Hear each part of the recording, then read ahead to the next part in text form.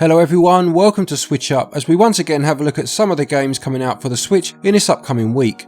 As we always do, we'll start off by looking at some of the games that came out without ever appearing in one of these videos before. Perhaps they stealth dropped or they just came out after the video was released. And then we'll move on, of course, to this week's games. The games we'll be covering in that respect will be ones releasing from the 8th of May up until the 14th. So which games are coming out this week? Well, let's find out.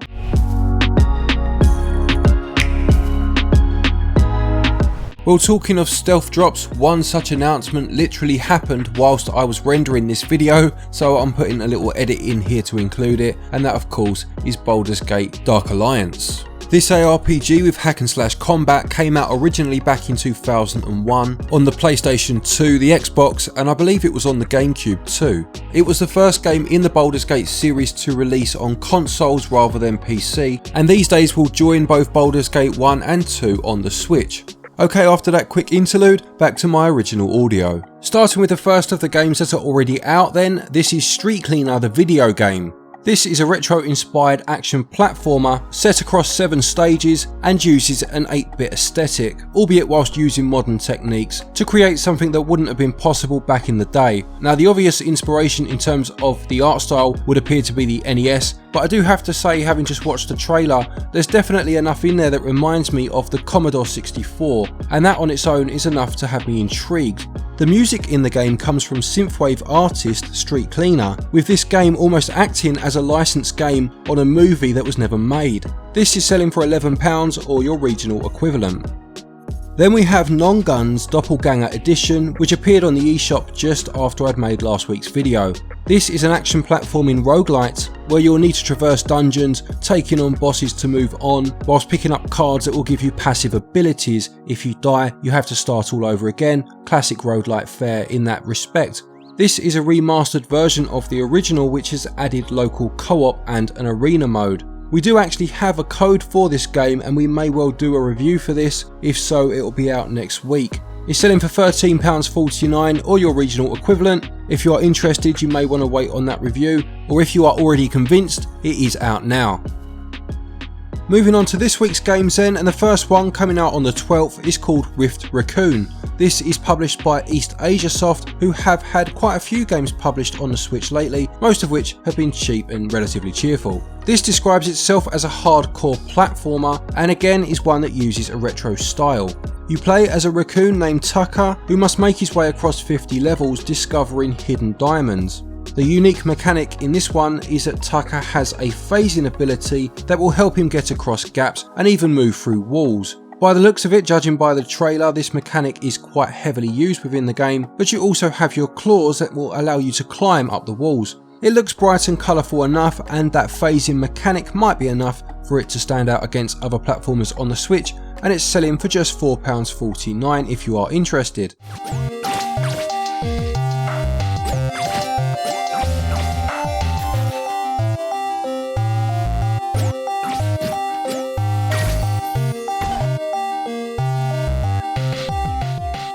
Next is an exploration adventure game called Fire, which comes via Daedalic Entertainment.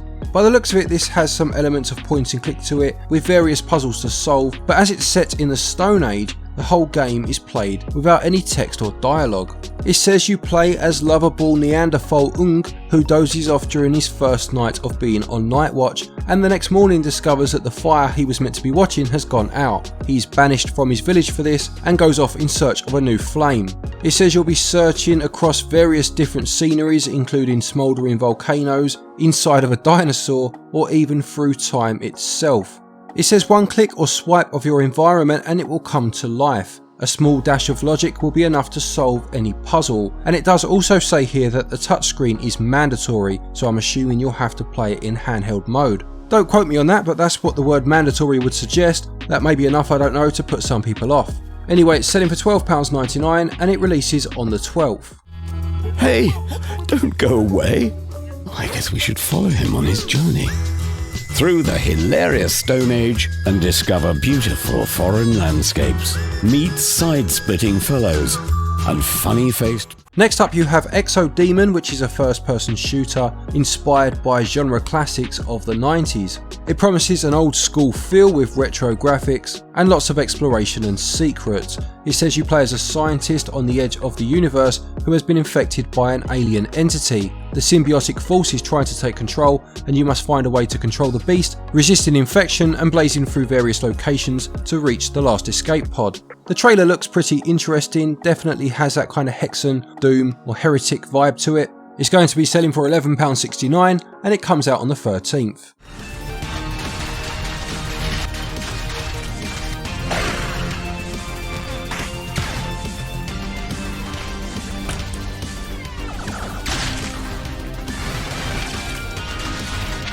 Also on the 13th you have a game called Rise Eterna. This is published by Forever Entertainment, who have quite a spotted record when it comes to the Switch. On the one hand they published the Panzer Dragoon remake and are also I believe doing the House of the Dead remake too, but then they published Hollow, so you never really know what you're going to get with them, a bit like Forrest Gump's chocolate box. Anyway, this is a tactical RPG. It says it's reminiscent of the 16-bit era Japanese strategy games, and you can recruit up to 14 characters, each with unique abilities, in what it calls a dark and mature story focused on the relationship between two lost souls trying to discover the meaning of life. It says then recruit characters, learn skills, and prepare for battle. You can develop your characters using gems, which are crafted with the ingredients you find whilst looting during the battles. With all that said, I don't think this is one for me, but if you are interested, it sells for £17.99 or your regional equivalent.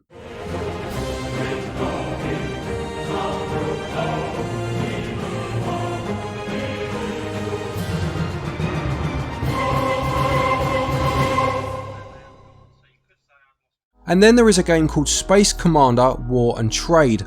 It says here dive into the ultimate single player space sim with multiple career paths, engaging gameplay mechanics and diversified missions ranging from exciting space battles to an authentic sandbox RPG experience. Now this is only selling for £8.99 and does actually look quite interesting for that price, I must say. I don't know if it is anything like these games, but it definitely reminds me, just from reading the blurb, of Rebel Galaxy Outlaw, which is already on the Switch, or even something like Freelancer from back in the day. It says choose between building a safe yet pedestrian trader career, choose the honourable action-packed role of a space ranger, or the profitable but dangerous life of a mobster. Buy fighters, bombers and transporters and customise them according to your needs, pursue a mercenary, trader or mobster career and explore the furthest corners of the galaxy. It does look as if this is already out on Steam and it has okay scores over there, nothing mind blowing, but to be fair it is selling for just £8.99 as I said, so for that price it may well be worth a pickup. And next up, published by Nintendo, you have Famicom Detective Club, The Missing Heir and The Girl Who Stands Behind. These two games are remakes of adventure games that actually released for the Famicom Disk System, I believe it was, back in the late 80s. They were never released outside of Japan back in the day, so this will be the first time they're available to a wider audience. The Missing Heir will see you trying to solve a murder case in a haunted village, whilst The Girl Who Stands Behind centres around you investigating a supernatural rumour after a mysterious death. Whilst I have no real knowledge of these games in particular other than what I've read up recently, I love the idea of Nintendo drawing on some of the games that never made it out of Japan for the Famicom or Super Famicom for that matter, remaking them and basically pushing them out almost as new games to an audience that probably didn't even know some of them existed. One game I would love to see this happen for, although I don't think it would ever happen, is Capcom's Sweet Home, but I believe that was based on a movie, so it will probably be impossible for that to ever happen. But the possibilities of the fact this game exists now are quite exciting if Nintendo do something with it. It is selling for £49.99 though, which I know is standard Nintendo pricing, and I can't as yet find a definitive answer as to whether it's going to get a physical release, something else that may well hurt its sales numbers.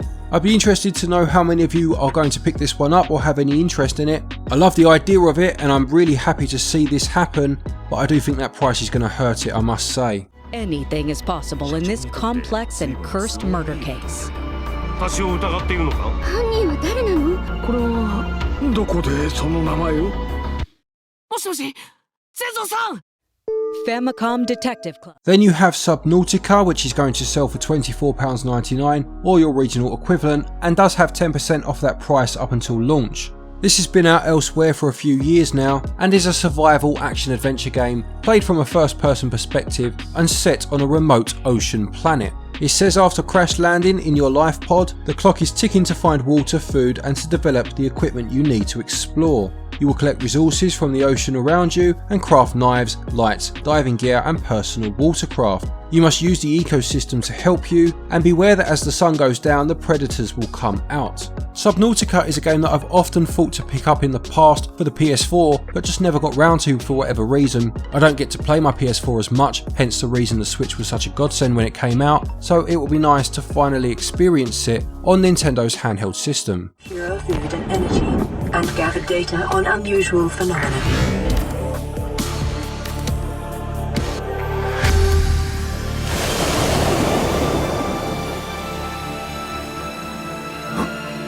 And the final game for the week then is actually Subnautica Below Zero. This of course is the sequel to Subnautica and sees you returning to the planet from that original game. In a similar vein to the first game, you'll be constructing habitats and vehicles and trying to keep yourself alive, with this new game presenting new environments for you to explore.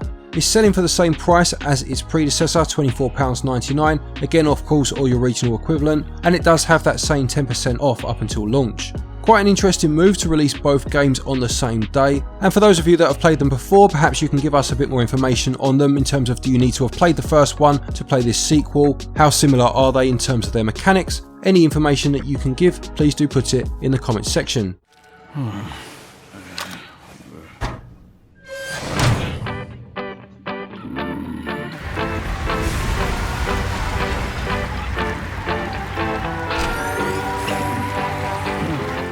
So there you have it, another bunch of new releases for the Switch. Quite an interesting mix I think this week. You have a Nintendo published game, a couple of well known ones in the Subnautica games, as well as a couple of intriguing ones, certainly Space Commander for that price. Please do let us know if you are picking any of these up or if any have piqued your interest. Stick it all in the comments section below.